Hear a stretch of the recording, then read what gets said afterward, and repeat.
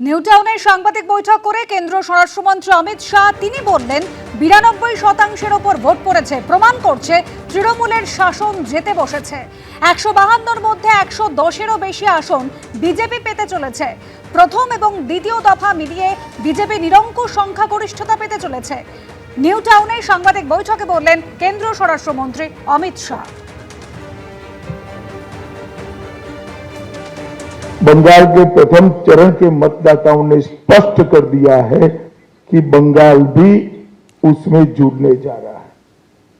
16 जिलों की 52 सीटों पर 92.98% मत निश्चित रूप से बताता है कि दीदी जाने वाली है और भाजपा आने वाली है।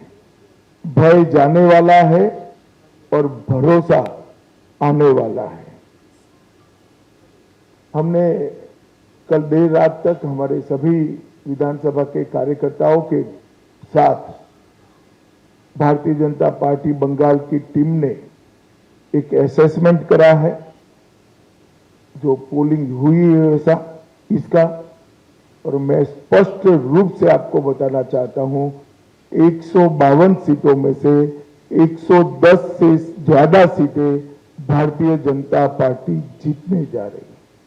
इसका मतलब है कि दूसरे चुनाव चरण को मिलाकर हम प्रचंड बहुमत के साथ बंगाल में शुद्ध रूप से भारतीय जनता पार्टी की सरकार बनाने वाले हैं। প্রথম দফা ভোটে ভোটদানের হার দেখে সন্তোষ প্রকাশ করেছেন কেন্দ্রীয় স্বরাষ্ট্রমন্ত্রী অমিত শাহ, এমনকি প্রধানমন্ত্রী নরেন্দ্র মোদীও যেভাবে ভোট হয়েছে তাতে যেরকম সন্তোষ প্রকাশ করেছেন, একই সঙ্গে তারা বলছেন প্রথম দফার ভোটে অন্তত 110টি আসনে জয়লাভ করবে বিজেপি। পাল্টা কল্যাণ বন্দ্যোপাধ্যায় কি বললেন শোনাবো। অমিত শাহ অনেকদিন পশ্চিমবাংলা আছে তো, গরমে ওর আর উল্টো পাল্টা খাচ্ছে তো পেটে একটু গ্যাস হয়ে গেছে, তো গ্যাস হয়ে যাওয়ার জন্য যা পাচ্ছে তাই বলছে। অমিত শাহ যে কত আনসাকসেসফুল একজন স্ট্র্যাটেজিক ফোর্থ মে প্রমাণ হয়ে যাবে। ওর হম্বি তম্পি হেন তেন গুজরাটে মাস্তানি করে জিতেছে, এখানকাও মাস্তানি করতে গেছে।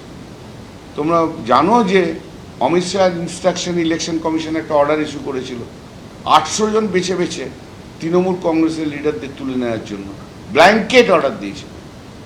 সে অর্ডার পর্যন্ত স্টে হয়ে গেছে। ও যে বলেছিল 23 তারিখ দেখ লেঙ্গে আপকো আপ লোক কো আদমিকে, একটাকেও দেখতে পেরেছে? একটাকেও অ্যারেস্ট করতে পেরেছে? গুজরাটি অমিত শাহ বলে যায় বাঙালি বুদ্ধিটা কিন্তু কম নেই, এটুকু বলে দিলাম অমিত শাহকে। জানোই না তুমি এখনো, বাংলা চেনোনি, বাংলা দেখোনি। ভোটে আক্রান্ত একাধিক বিজেপি প্রার্থী। জামালপুরে বিজেপি প্রার্থীর নিরাপত্তায় বাউন্সার। মহারাষ্ট্র থেকে আনা 4 বাউন্সারকে নিয়ে প্রচারে বিজেপি প্রার্থী অরুণ হালদার। তৃণমূলের দানবদের বিরুদ্ধে লড়ছি, ওদের বিশ্বাস করা যায় না। পশ্চিমবঙ্গে এমন বহু ঘটনা ঘটেছে, তাই বাউন্সার এনেছি। প্রতিক্রিয়া জামালপুরে বিজেপি প্রার্থী। আমার তো প্রথমে তো নিজে বেঁচে বাপের নামে একটা কথাই আছে।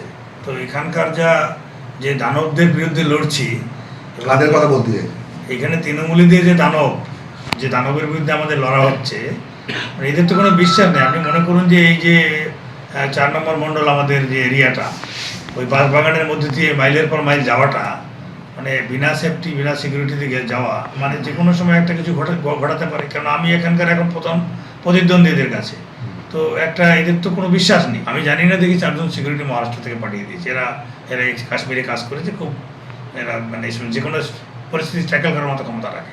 এরা কি মানে জাস্ট বাউন্সার? এরা অনেকটা বাউন্সারের মতোই পার্সোনাল সিকিউরিটি হিসাবে থাকে, যে কোনো রকম সিচুয়েশন, ব্যাড সিচুয়েশন হলে অন্তপক্ষে কিছুটা হলে সেফটি তো আছে এদের কাছে। এবিপি আনন্দ এগিয়ে থাকে, এগিয়ে রাখে।